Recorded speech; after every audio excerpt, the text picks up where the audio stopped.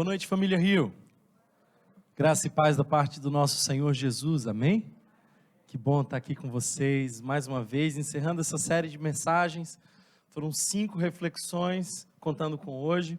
E eu espero que no final dessa série nós possamos de fato fazer transformações em nossa vida, mudar a nossa agenda, convergir o nosso coração para um caminho mais saudável.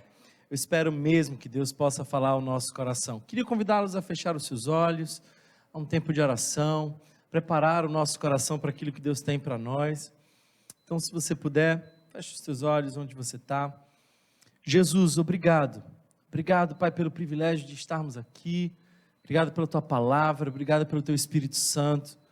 Eu te peço, Pai, que os nossos olhos, ouvidos e coração estejam cativos na Tua presença.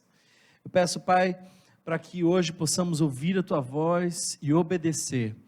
Que nada nos distraia, mas que hoje o nosso coração seja um terreno fértil, onde a semente poderosa do Evangelho venha a frutificar a 100 por 1. Que seja assim, para a glória do Teu santo nome. Amém. Amém.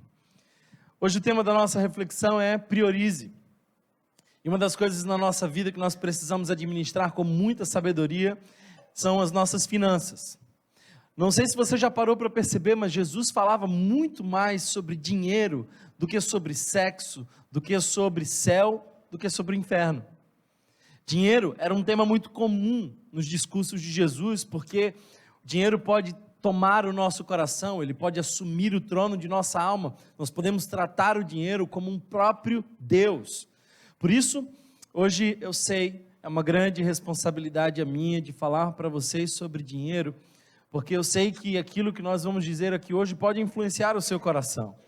E eu venho de uma maneira muito humilde, pedindo a graça de Deus para que Ele toque o nosso coração, e espero muito que hoje possamos fazer uma boa reflexão sobre como priorizar as coisas certas da nossa vida, como administrar os nossos recursos, especialmente as nossas finanças.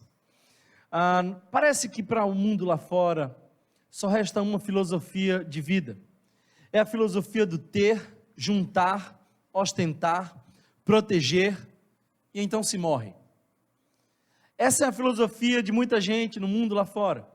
Ter, ostentar, depois que você tem e ostenta, você precisa proteger, depois que você luta tanto para proteger, a velhice chega e você morre.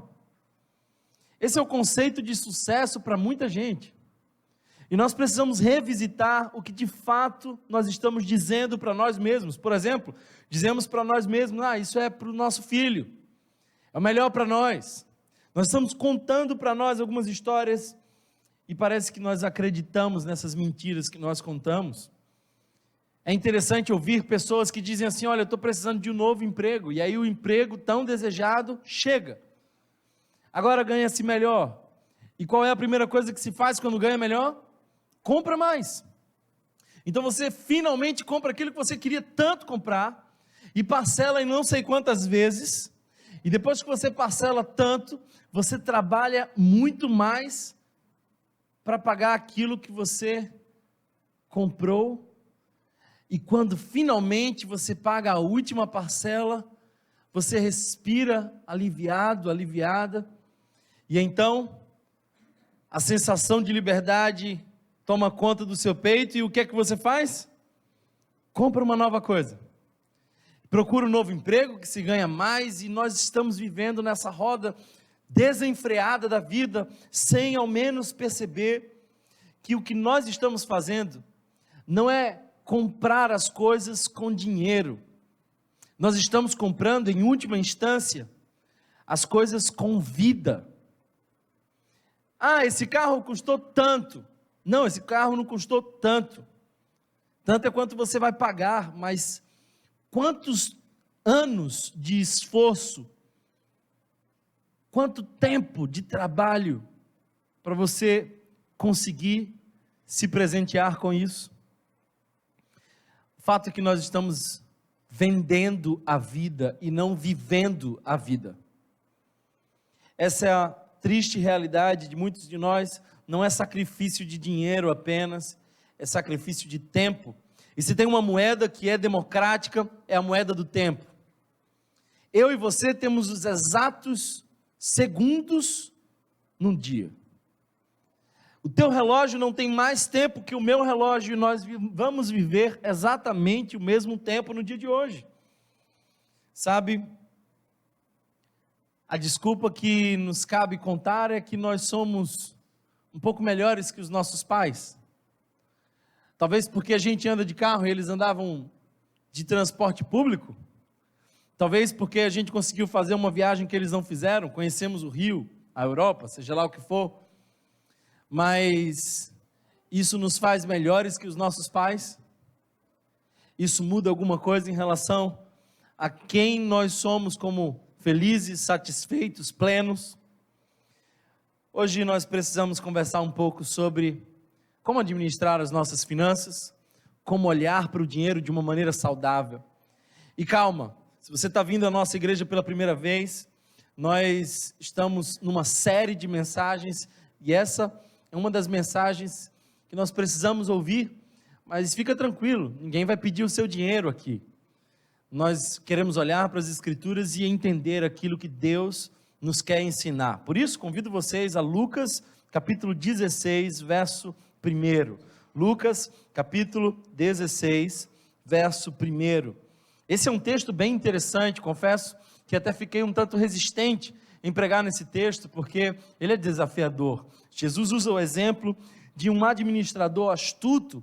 Poderia-se dizer acerca desse administrador que ele é um tanto corrupto.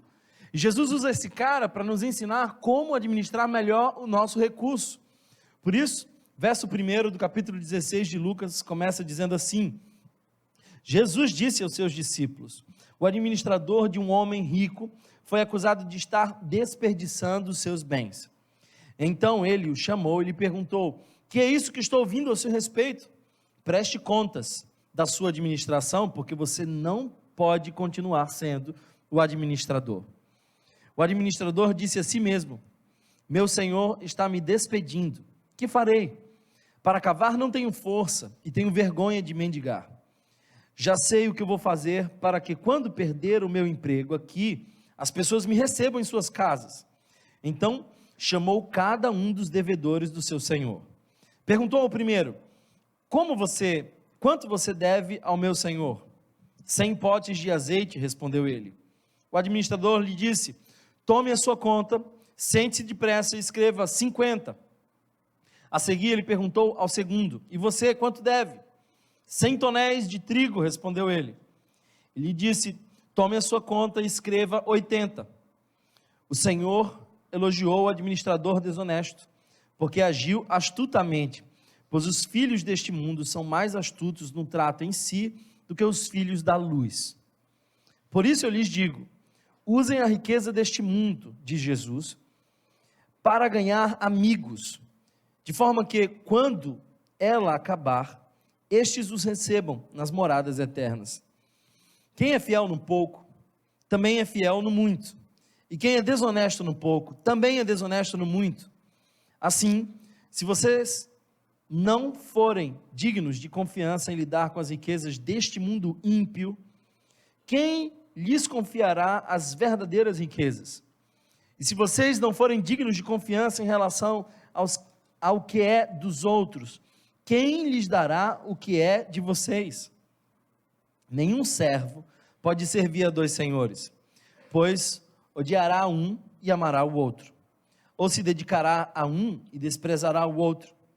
Você não pode servir a Deus e ao dinheiro. Os fariseus, que amavam dinheiro, ouviam tudo isso e zombavam de Jesus. Ele lhes disse: vocês são os que se justificam a si mesmos aos olhos dos homens, mas Deus conhece o coração de vocês. Aquilo que tem muito valor entre os homens é detestável aos olhos do Senhor. Amém. Essa é a palavra de Deus para a nossa vida hoje. Sabe, queridos irmãos, essa é uma das parábolas mais mal interpretadas de toda a Bíblia. E é um desafio olhar para essa parábola e perceber que esse administrador astuto e, de certa forma, enrolão, pode nos ensinar a como lidar com o nosso dinheiro. Porque Jesus o toma como exemplo para nos dar uma referência de como nós podemos administrar melhor os nossos recursos. E eu me empolguei tanto com esse texto, que quando eu terminei o sermão, eu percebi que eu tinha feito 11 conselhos sobre como administrar os nossos recursos financeiros. Por isso eu quero dizer para vocês que hoje até a meia-noite a gente deve terminar. São 11 conselhos para administrar os nossos recursos. Se você gosta de tomar nota, toma nota do primeiro deles, que se encontra no verso primeiro. Aliás, mantenha a sua Bíblia aberta durante toda a nossa reflexão. Nós vamos expor esse texto verso por verso.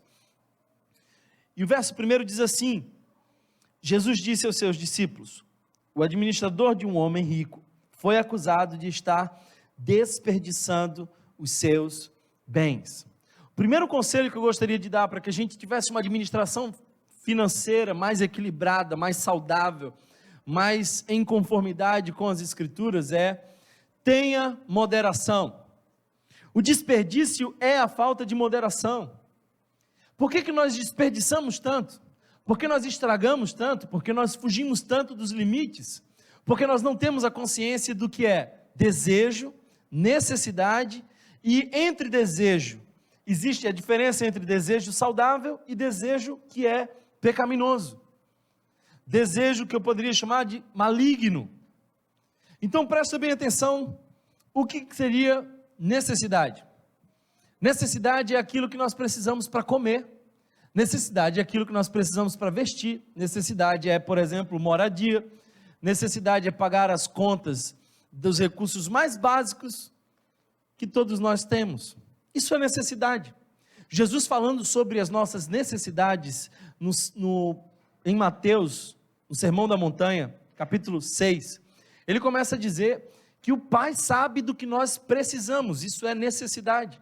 E ele começa a dizer: olha, não se preocupe com aquilo que você vai vestir, não se preocupe com aquilo que você vai comer, porque o Pai cuida dos pássaros, o Pai cuida dos lírios do campo, o Pai cuida e sabe do que você precisa.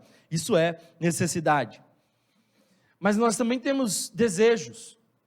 É aquilo que não é realmente necessário, mas é desejo. E o desejo nem sempre é ruim. O desejo pode ser um desejo saudável. Por exemplo, fazer uma faculdade, fazer uma viagem, ter um tempo de lazer, presentear alguém, isso é desejo, e desejo saudável. O problema não é o desejo saudável, o problema é o que eu chamo de os desejos malignos do nosso coração. Esse nós precisamos sondar, esse nós precisamos discernir. Por exemplo, ter o que o outro tem para mostrar que eu sou tão bom quanto o outro é. Os mecanismos de comparação, inveja, podem muitas vezes tomar conta do nosso coração. Ter para demonstrar a nossa capacidade de realização. A maior parte da nossa vida nós estamos gastando num palco da ostentação, ainda mais com os recursos das redes sociais. Nós queremos e fazemos um esforço enorme para passar a impressão de que nós somos pessoas muito felizes e por isso dignas de toda admiração e de suas curtidas. Por isso, os desejos malignos têm tomado conta do nosso coração. O primeiro que eu gostaria de dizer para você é: tenha moderação. Eu disse na semana passada que meu filho é filósofo.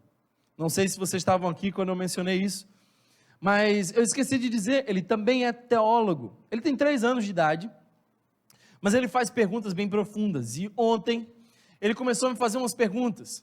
E uma delas ele repetiu 2 vezes, e eu acho que ele não ficou satisfeito com a resposta. A pergunta que ele fez foi: o que é pecado? E nós tentamos responder de uma maneira um pouco mais lúdica. Eu acho que ele achou ridícula a forma como nós respondemos e perguntou de novo: o que é pecado? Insistindo na pergunta, a gente deu um pouco mais de caldo, a gente tentou explicar um pouco mais profundo o que era pecado. E eu acho que ele ainda não anda satisfeito. Talvez no final do culto ele deva perguntar ao pastor Rodrigo o que é pecado, visto que o pai não soube dizer. Mas se eu pudesse dar uma definição do que é pecado, eu diria que tudo que não é moderado é pecado. Tudo que não tem equilíbrio e moderação é pecado. Porque o nosso Deus é o Deus da ordem, não é o Deus do caos. O nosso Deus é o Deus do equilíbrio. O nosso Deus é o Deus do limite. O nosso Deus é o Deus da saúde. Por isso, tudo que é sem controle, não pertence ou não provém do nosso Deus.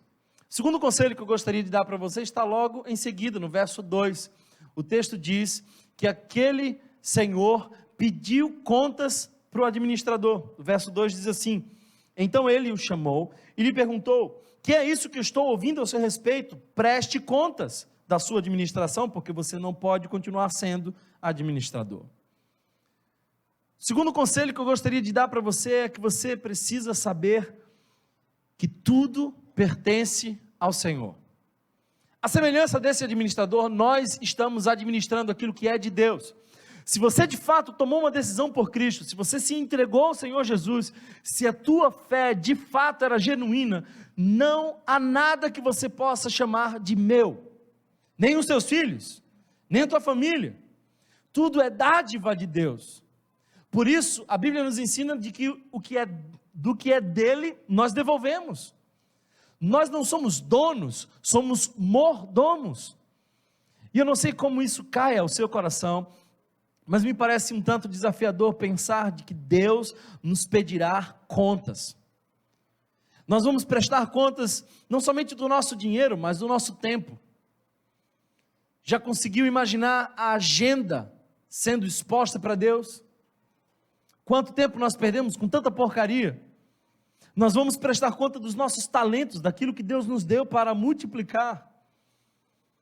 Romanos capítulo 14, verso 11 diz: porque está escrito, por mim mesmo jurei, diz o Senhor, diante de mim todo joelho se dobrará e toda língua confessará que eu sou Deus. Assim, cada um prestará contas de si mesmo a Deus. No final de nossa vida, nós vamos ter um sublime, poderoso e temível encontro. E nós vamos prestar contas, porque isso que nós temos não é nosso. Não sei se isso lhe faz temer o coração, mas aquilo que Deus tem dado a você, precisa ser administrado, porque Ele pedirá contas. Eu sei que Ele cuida, mas precisa estar em nós um senso de preservação. Terceiro conselho que eu gostaria de dar para vocês ainda, no verso seguinte, verso 3, diz assim: o administrador disse a si mesmo: meu senhor está me despedindo, que farei? Para cavar não tenho força, e tenho vergonha de mendigar. O terceiro conselho que eu gostaria de dar para vocês é: tenha cuidado com onde está a sua segurança. Eu não sei até que ponto esse funcionário pensava que jamais seria demitido, mas o que eu tenho visto por aí são as pessoas projetando nas coisas a sua segurança. Frequentemente eu vejo pessoas encontrando segurança naquilo que se pode perder. Por exemplo, aparência. Como nós nos sentimos seguros muitas vezes com a nossa aparência, com o nosso trabalho. Alguns se sentem seguros por ter a certeza de que a sua poupança lhe será o socorro presente na hora da angústia. Para algumas pessoas, não somente a poupança, mas a saúde.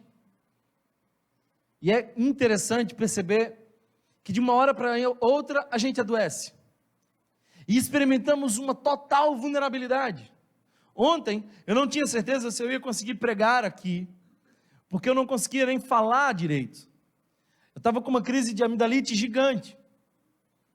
E é interessante, especialmente em homens, o fenômeno da vulnerabilidade, porque o homem, quando tem febre de 38 graus, ele começa a se despedir da família. Com 40 graus, se isso chega, ele já está sentindo as dores de parto. E eu, preocupado com isso, fui ao médico ontem e ele disse: olha, vai ser uma bezetacil. Eu falei: glória a Deus, Senhor. Sabe, gente, quando nós colocamos a fonte de nossa segurança em algo que se pode perder, nós somos dominados pela ansiedade. O que é a ansiedade? É a sensação de que aquilo que nos dá segurança pode ser perdido a qualquer momento. Por isso, esse medo de perder nos faz buscar proteger. E quando a gente tenta proteger isso, nós gastamos energia, nossa alma se desgasta. Por isso, o meu conselho para você é: ponha a sua fonte de segurança em algo que não se perde. Thomas, e qual é a dica? O que é que não se perde? Só tem uma coisa que não se perde: a certeza de que Ele ama você. Isso não se pode perder. Por isso Paulo disse: quem me separará do amor de Deus? Angústia, perigo, espada, fome, nudez, nada me separa do amor de Deus. Nós estamos no amor dele seguros. Tudo que existe, para além disso, está sob a constante ameaça do ladrão, da traça e da ferrugem. Pode se perder, e se pode perder-se, nós precisamos manter, e para isso, a nossa alma gasta tanta energia, e chamamos de ansiedade. O verso 4 ainda nos dá o quarto conselho que eu gostaria de trazer aqui para vocês.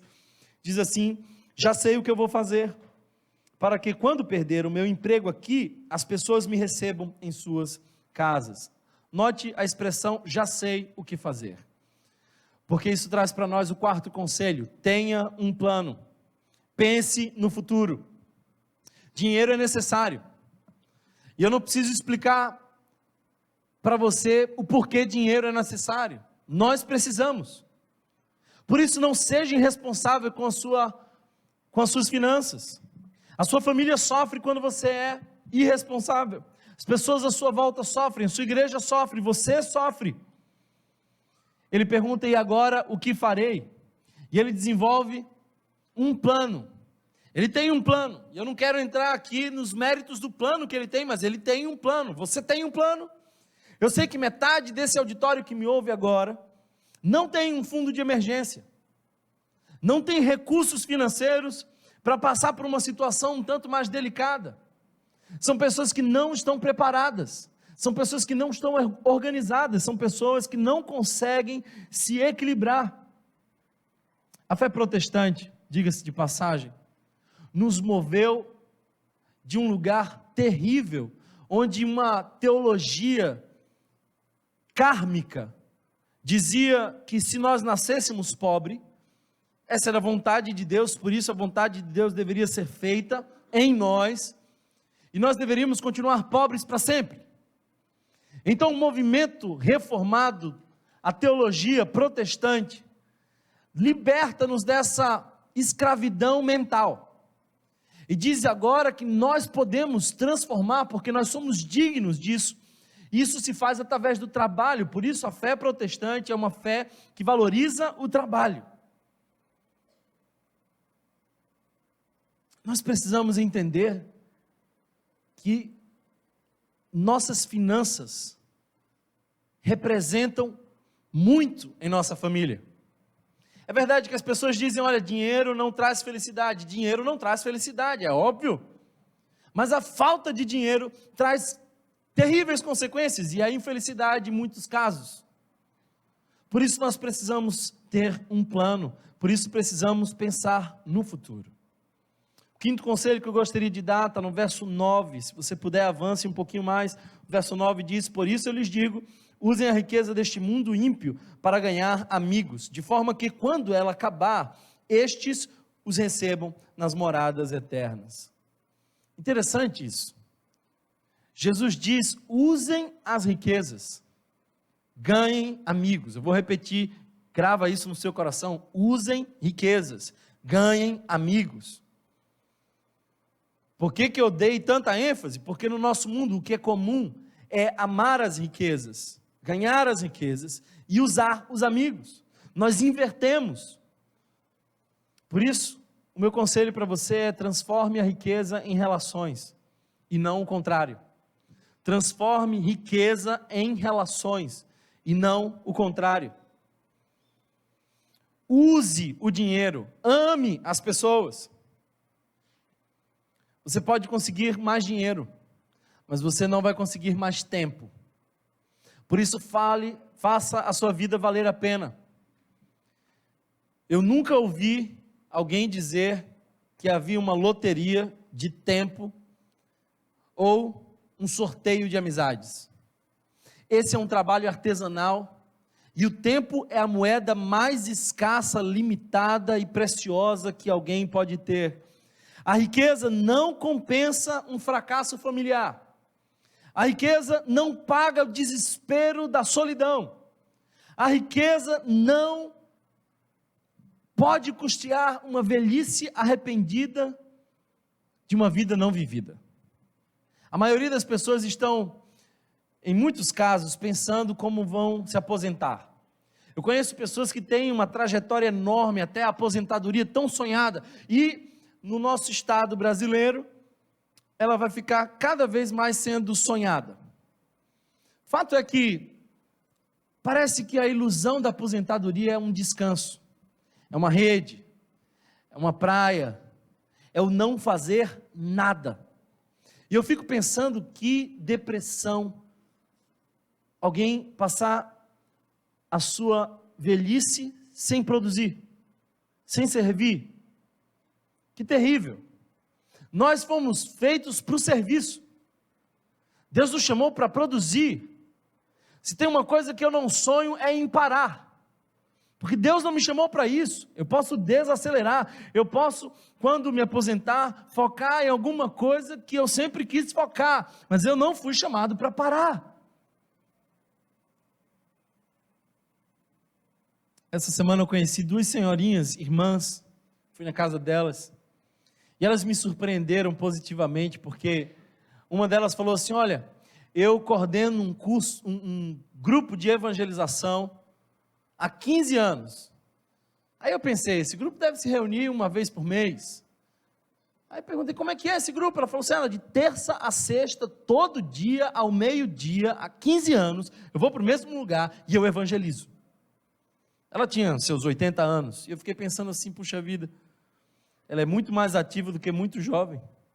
Aí fui conversar com a irmã dela, e a irmã dela não ficou atrás, porque a irmã dela disse assim, você precisa me conhecer, eu subo aqui as favelas, todas as favelas aqui do Rio de Janeiro eu conheço todas, e eu quero te mostrar a minha camisa. Aí ela foi, buscou a camisa dela e disse assim, olha, essa aqui é a camisa do meu grupo, eu coordeno esse grupo, e esse é um grupo de visitação, então a gente vai na casa das pessoas que estão doentes, a gente entra, favela, seja onde for, e eu fiquei pensando assim, meu Deus, é isso, Deus nos fez para frutificar. Relacionamento, use as riquezas, ganhe amigos. O verso 9 ainda nos dá um outro conselho, o sexto, que eu gostaria que você tomasse nota, porque o texto diz assim, de forma que, quando ela acabar a riqueza, estes os recebam nas moradas eternas. E aqui ficou um tanto confuso, está falando de relacionamento, e do nada a gente começa a ver Jesus conduzir um discurso para além das perspectivas terrenas, é o eterno.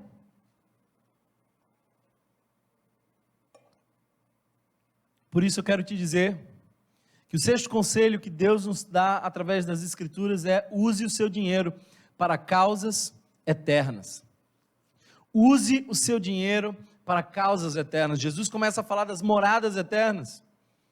O dinheiro é uma ferramenta que se deve usar para os propósitos de Deus. O melhor uso do dinheiro é investir para impulsionar pessoas ao céu. Se você gosta de pesquisar sobre finanças, quem sabe você já tenha visto que poupança não vale a pena, quem sabe tesouro direto, se você é mais arriscado, quem sabe você invista nas bolsas de valores, maravilha, mas nenhum desses tem uma liquidez, um investimento e um retorno maior do que investir em vidas que estarão no céu. Eu fico imaginando o dia que eu entrar no céu, e eu gosto de conjecturar essas coisas. Entrando no céu, uma pessoa me para e fala assim: você lembra de mim? Eu falo: não lembro de você. Ela diz: você não lembra de mim, mas você investiu comprometidamente na vida da missionária tal, lembra? Lembro, missionária tal, lembro. Pois é, a missionária tal, com o teu recurso, foi a um lugar onde eu morava, e ela me apresentou Jesus, e por isso eu estou aqui. Alguém está entendendo o que eu estou falando? Imagina um dia você entra no céu, finalmente, empolgado, querendo ver Abraão, Moisés, Jesus, aí encontra com uma pessoa desconhecida e ela diz assim: você não sabe quem eu sou, mas eu sou uma pessoa que recebeu uma doação de Bíblia, lá na Funase. Você, em vez de comprar as coisinhas para você, você gastou dinheiro comprando Bíblia, e uma dessas Bíblias foi parar na minha cela, e eu lendo a mensagem, vi que Jesus me libertava, e eu tomei decisão por Cristo. Hoje eu estou aqui no céu, queria te agradecer. Eu oro para que você ouça disso, porque o que Jesus está dizendo aqui é basicamente isso: invista nas relações, porque esses te receberão nas moradas eternas. Essa mensagem que eu estou pregando para vocês é a contracultura do mundo, porque o nosso mundo está dizendo sempre: compre agora, desfrute agora, viva agora. E o que Jesus está nos ensinando é que não há investimento tão poderoso, tão marcante, do que investir para a eternidade. A minha pergunta para você é a seguinte: depois que você morrer, terão pessoas lá na eternidade gratas pelo seu dinheiro? Algumas pessoas estarão no céu grata pelo investimento financeiro que você um dia fez. O verso 10 nos dá o 7º conselho, se você puder, leia comigo. O verso 10 diz assim: quem é fiel no pouco, também é fiel no muito. E quem é desonesto no pouco, também é desonesto no muito. O conselho que eu quero trazer para você é de que não é uma questão de quantidade, é uma questão de fidelidade. Talvez quando eu comecei essa mensagem você disse: dinheiro, seria ótimo se eu tivesse. Mas eu não estou falando daquilo que você tem, eu estou falando daquilo que você deseja. Não é aquilo que você possui, é o quanto isso possui o teu coração. Por isso essa mensagem não serve apenas para aqueles que têm milhões no banco, conselheiros cheios. Serve também para aquele camarada que começou no estágio e recebeu o primeiro salário do estágio. Ele está pensando em como ele vai investir, se ele compra um açaí ou um perfume, está na dúvida.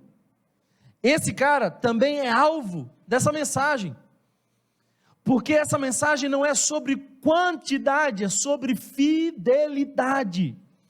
Lucas capítulo 21, verso 1 diz que Jesus estava olhando os ricos, colocando as contribuições nas caixinhas de ofertas, e ele viu ali uma senhora, uma pobre senhora, colocar 2 pequeninas moedas. E é interessante porque o grego põe esse verbo no diminutivo, era uma moeda muito pequena, e era moeda de cobre, não era de ouro, não era de prata, um metal de inferior valor. E Jesus conclui dizendo o seguinte: eu afirmo-lhes que essa viúva pobre colocou mais do que todos os outros, porque todos esses deram do que lhes sobrava, mas ela, de sua pobreza, deu tudo o que possuía para viver. Não é quantidade, é fidelidade. Eu vejo muita gente dizendo assim: quando eu estiver melhor financeiramente, aí eu vou contribuir, assim, eu vou ajudar, eu vou investir na obra do Senhor. Isso me faz lembrar a história de um garoto que recebeu 2 moedas, a mãe dele disse assim: olha, uma dessas você leva para a igreja, você doa lá no ofertório, a outra você compra no final do culto um picolé para você. O menino muito feliz, saiu empolgado, jogando as moedas para cima, animado, e lá para as tantas, uma daquelas moedas ele escapa da mão, vai rolando, até cair no bueiro, e ele perde aquela moeda. Ele olha triste, desanimado, e fala assim: que pena que caiu a moeda de Deus.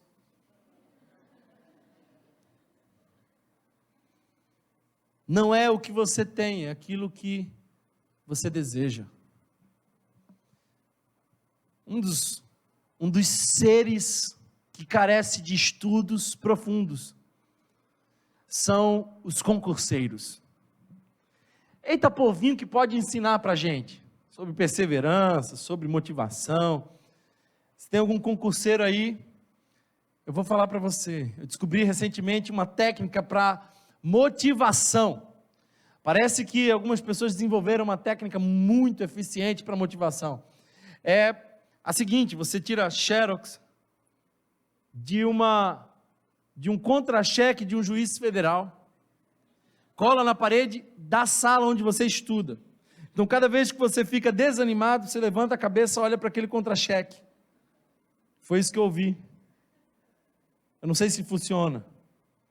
Eu só sei que é um culto a Mamon.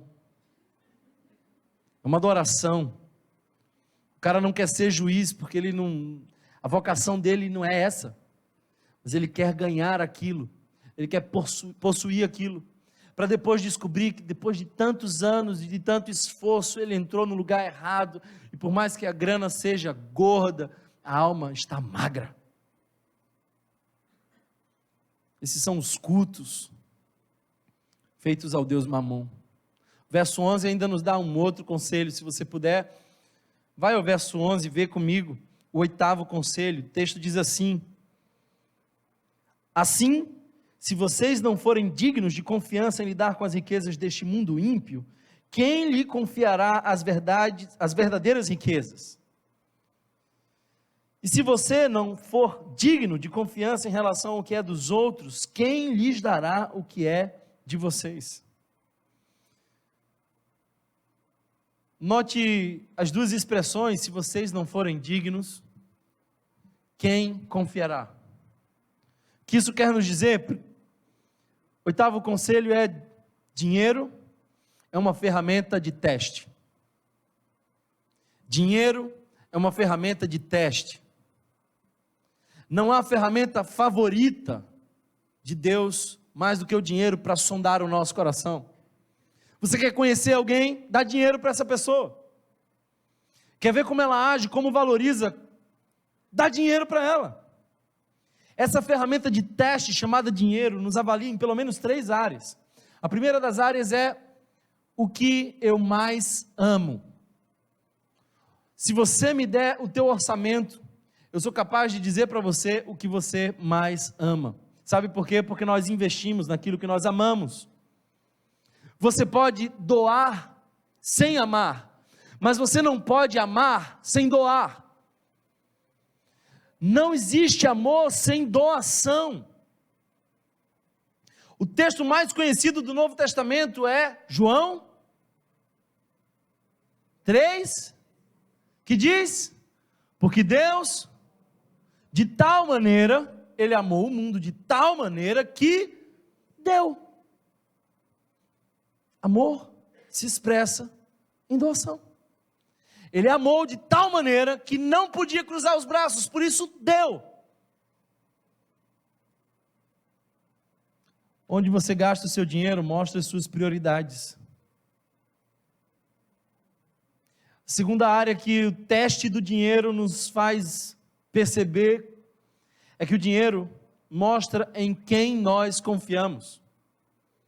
Tem muita gente que está bem tranquila na vida, não porque confia em Deus, mas porque tem recurso suficiente.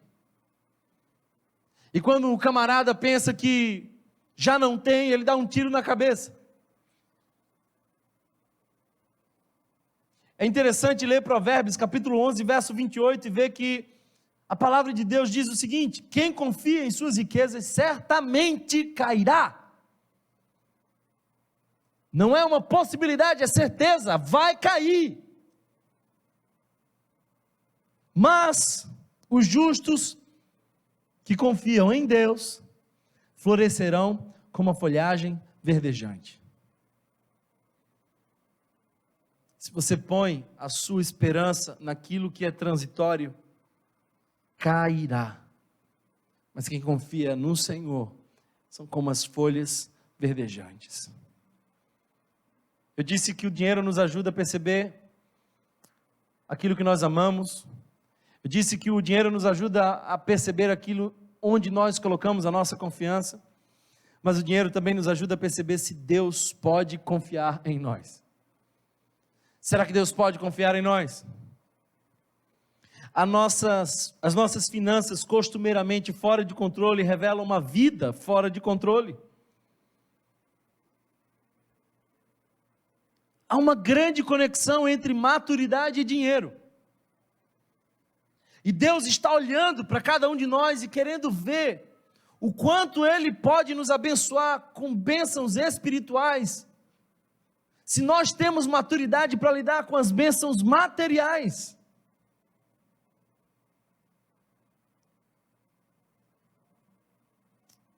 Vamos seguir adiante. O 9º conselho que eu gostaria de dar para vocês. Se tem alguém acordado aí, diga amém. Verso 13, leia comigo. Verso 13 diz: nenhum servo pode servir a 2 senhores, pois odiará a um e amará o outro, ou se dedicará a um e desprezará o outro. Você não pode servir a Deus e ao dinheiro. 9º conselho que eu quero dar para você, grava no seu coração: administrar é um ato de adoração.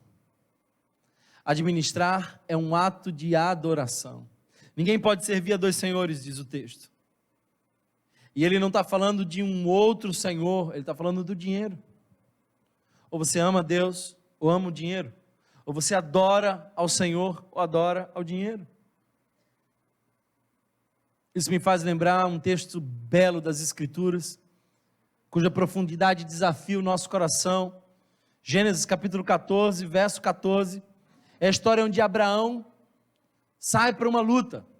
E quando Abraão sai para uma luta, ele recebe a vitória. E ele se encontra com uma pessoa chamada Melquisedeque. O verso 14 diz assim: quando Abraão ouviu que seu parente foi levado prisioneiro, mandou convocar os 318 homens treinados nascidos em sua casa. Escuta bem, 318 homens eram muito pouco.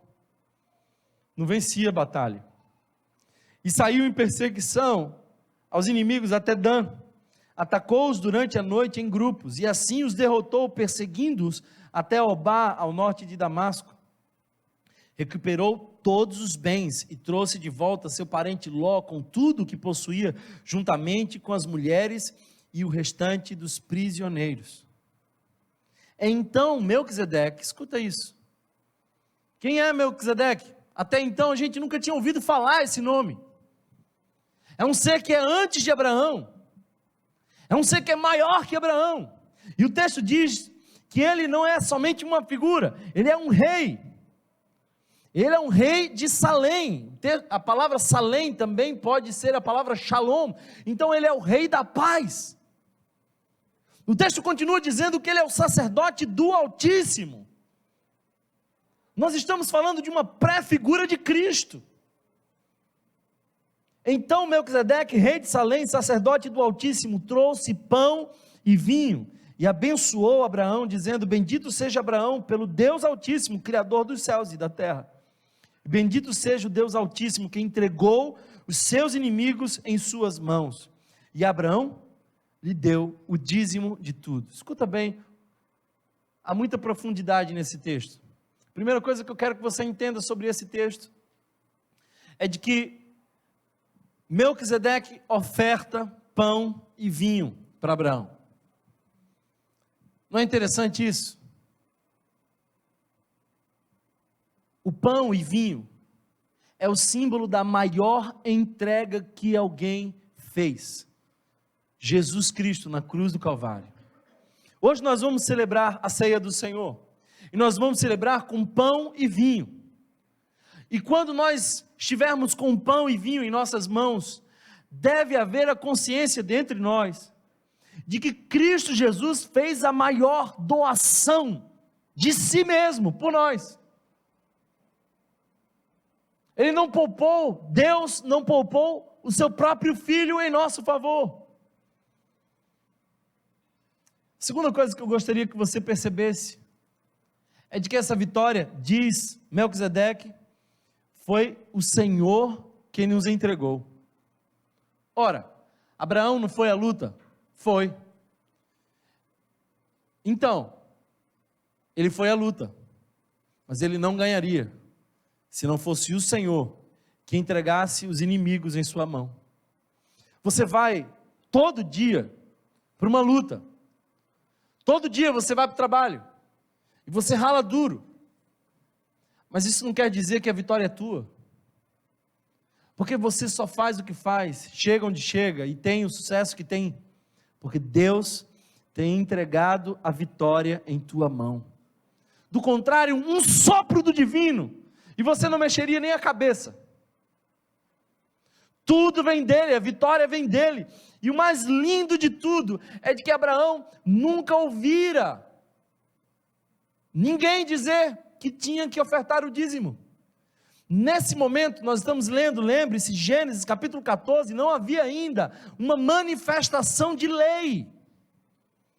Os 10 mandamentos vêm muito depois.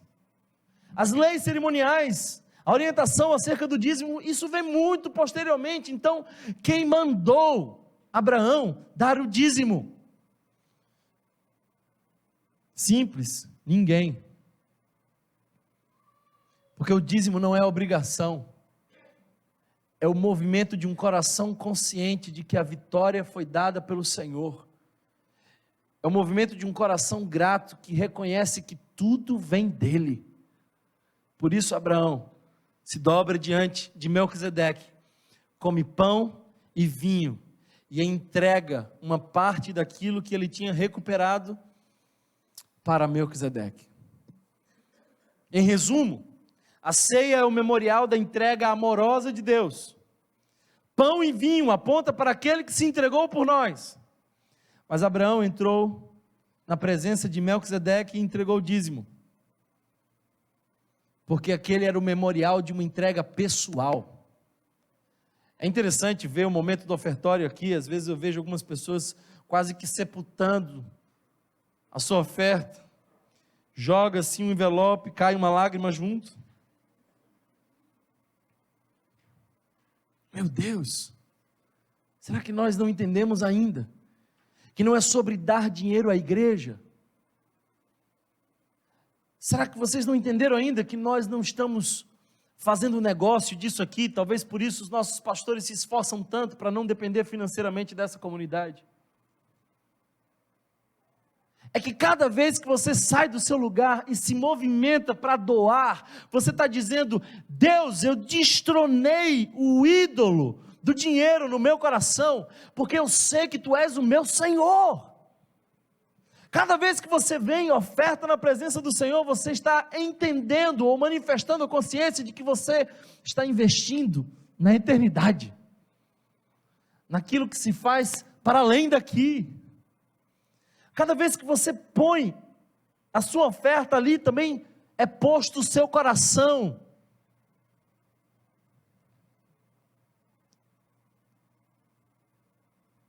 Décimo conselho, caminhando para o final, verso 14, se você puder ler comigo. Os fariseus que amavam dinheiro, ouviram tudo isso e zombavam de Jesus.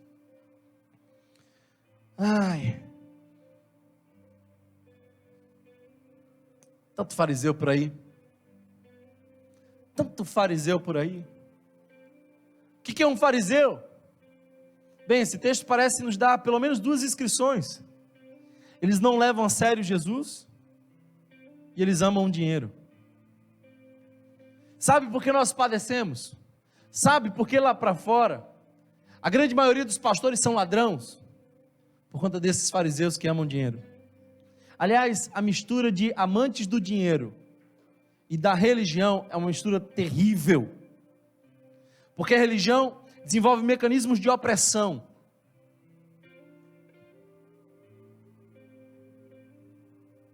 Sabe, queridos irmãos,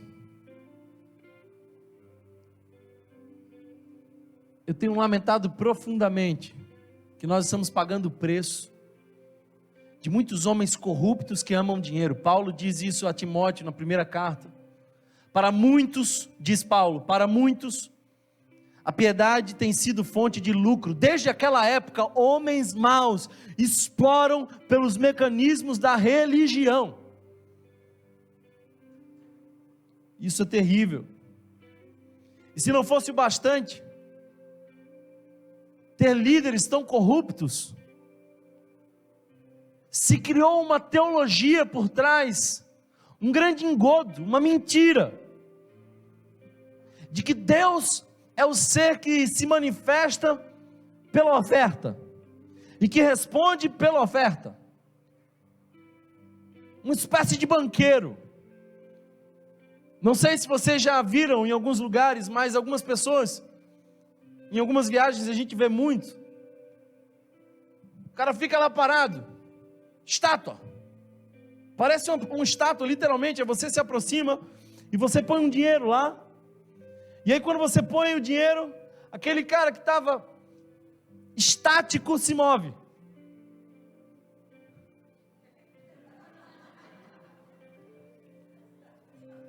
Tem gente achando que Deus é assim.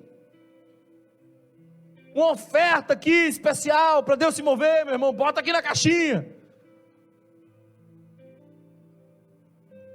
Escuta uma coisa, Deus se move quando quer, onde quer. Deus não é refém do seu dinheiro, aliás, Ele é o Pai de toda a riqueza.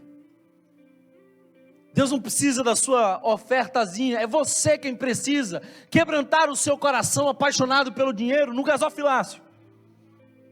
É você quem precisa reconhecer com aquilo que Deus te deu, quem Ele é para você. Por isso a teologia da prosperidade afetou profundamente a igreja evangélica brasileira. Porque a teologia da prosperidade deu um jeito para que as pessoas tivessem mamon no coração e Deus como um garçom. O que elas amam ainda é essa pseudo-prosperidade, e elas usam Deus para encurtar os caminhos dos objetos desejados. Deus, eu quero muito um carro, por isso eu estou participando dessa campanha, eu estou sendo fiel, estou jejuando, se move aí Deus, eu decreto que esse carro é meu. É gente que não sabe a paz de alguém que fala como Paulo falava, sei viver em toda e qualquer situação. A teologia da prosperidade é um desserviço ao Evangelho. Porque em vez de ensinar os crentes a passarem pelas tribulações com o coração cheio de paz, ensinaram os crentes a manipularem um Deus para satisfazer as suas necessidades egoístas. Do que você precisa, meu irmão?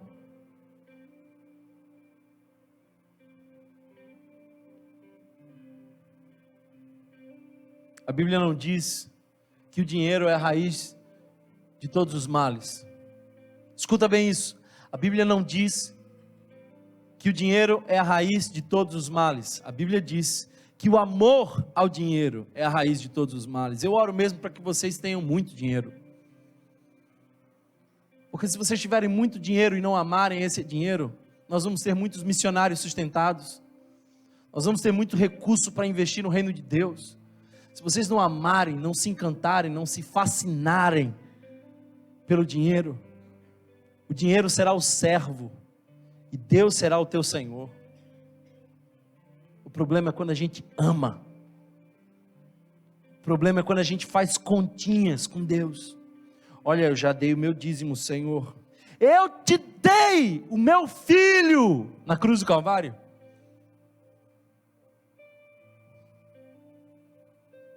Eu quero caminhar para o final, dizer o nosso último conselho, verso 15. O texto diz assim: ele lhes disse, vocês são os que se justificam a si mesmos aos olhos dos homens, mas Deus conhece o coração de vocês. Aquilo que tem muito valor entre os homens é detestável aos olhos do Senhor. O último conselho que eu gostaria de dar é: você não é o que você tem. Para de se justificar diante dos olhos dos homens. Você não é o que você tem. Você é quem Deus diz que você é. É impressionante como o nosso coração age como Geazi. A gente quer um pouco mais, a gente quer a bênção de Deus, mas a gente quer um pouco mais. Por isso Paulo usa uma expressão interessante, de que aqueles amantes do dinheiro estão se afogando em grande tribulação. Essa foi a mentira que contaram para nós. Se nós tivéssemos o bastante, nós seríamos felizes. Só que escuta uma coisa, ninguém disse, nunca até hoje, nessa perspectiva de vida, eu tenho bastante. Uma vez perguntaram a um grande homem rico americano, o que lhe falta? E ele disse, me falta mais $1. coração do homem é insaciável. O texto diz que o mundo valoriza e honra é detestável aos olhos do Senhor. Por isso, a forma como o Evangelho nos ensina a lidar com o dinheiro é, muitas vezes, a contracultura do mundo moderno. Não é interessante naquela parábola do filho pródigo, que na verdade não é do filho pródigo, são dois filhos, um pai amoroso e dois interesseiros. Se não, veja, o primeiro diz: eu quero o teu dinheiro antes que você morra, minha herança é mais importante do que a tua presença. E ele vai embora. E o mais velho fica. E tem uma conversa, e é a única narrativa de conversa que a gente tem. E a conversa que ele tem com o pai é o seguinte: toda a minha vida eu te obedeci como um escravo, e tu nunca me destes um cabrito. O que é que ele queria obedecendo? Ele estava obedecendo para receber o quê? Será que nós somos assim? Lucas capítulo 18, verso 18, fala da história de um jovem rico, que começa com uma conversa bonita, dizendo: bom mestre, que farei para ter a vida eterna? Mas no final da conversa ele vai embora cabisbaixo, entristecido, porque Jesus olha para ele e enxerga dentro do coração dele, porque nós somos eternos flagrantes diante dos olhos do Senhor, e Jesus vê que aquele coração não tinha desejo por salvação, não tinha desejo por Cristo. Ou a tua fé é genuína, ou é um falso adereço. Você não precisa de Jesus e de mais alguma coisa, Ele é suficiente. Vende tudo que tens, dá aos pobres e segue-me, disse Jesus. E a reação daquele jovem é: sai cabisbaixo, vai embora, porque amava as suas riquezas. Aí o capítulo seguinte, só passar um pouquinho, o 19 nos conta a história de um cara chamado Zaqueu, corrupto, muito rico, mas que ele ouve sobre Jesus, e ele sobe numa árvore, porque ele era baixinho, e ele queria ver Jesus. Não, ele não queria chamar a atenção de Jesus só para ele, como a gente cantou inúmeras vezes, e chamar a sua atenção para mim, nada disso. Ele não era o centro ali, Jesus era o centro. Ele não queria que Jesus o visse, ele queria ver Jesus. Escuta, porque isso faz toda a diferença. Isso faz toda a diferença. Quando ele sobe naquela árvore, ele estava humilhado, ele estava quebrantado. E Jesus percebe aquele coração. E diz: aqui eu vou passar na sua casa. A gente vai ter que ter um tempinho de conversa, um jantar. E no meio daquela conversa, Zaqueu diz uma coisa muito interessante. Zaqueu disse assim: mestre, eu vou dar uma boa parte dos meus bens aos pobres, porque eu já não preciso de tudo. O que aconteceu? Ele ainda diz assim: a quem eu roubei, eu vou restituir 4 vezes mais. A lei dizia que tinha que ser 2 vezes. Ele faz o dobro daquilo que a lei dizia que tinha que ser. O que aconteceu? Ele se encontrou com Jesus, e quando nós nos encontramos com Jesus, a forma como nós vemos as coisas mudam. Quando Jesus entra em nossa vida, quando Jesus entra em nossa casa, nós não podemos ver nada mais do mesmo jeito. A gente olha para os nossos recursos, a gente olha para as nossas necessidades de uma forma totalmente diferente. Quando Jesus entra em nossa vida, nós ressignificamos a nossa existência. Até Jesus passar naquele lugar, Zaqueu achava que precisava de muito. Mas quando Jesus senta naquela mesa, Zaqueu percebe que tudo que ele precisava era de Jesus. Há alguém que recebe essa palavra aqui hoje? Quero caminhar para o final, orando por você, pedindo a graça de Deus sobre a sua vida. Nós vamos cear logo mais.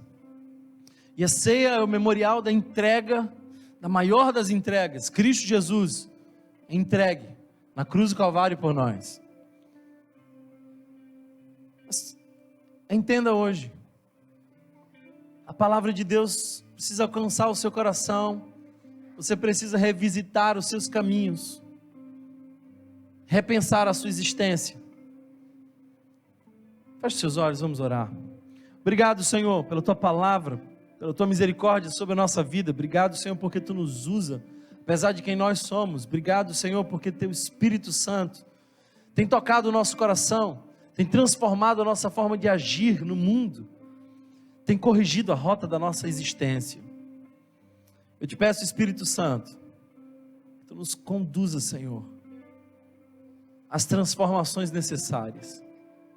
Que hoje nós não possamos sair daqui como aquele jovem rico, mas que nós possamos hoje sair daqui como Zaqueu, que ao enxergar Jesus, mudou a rota da sua vida, mudou a forma como administrou os seus bens, ressignificou. Fala conosco, que assim seja, para a glória do teu nome.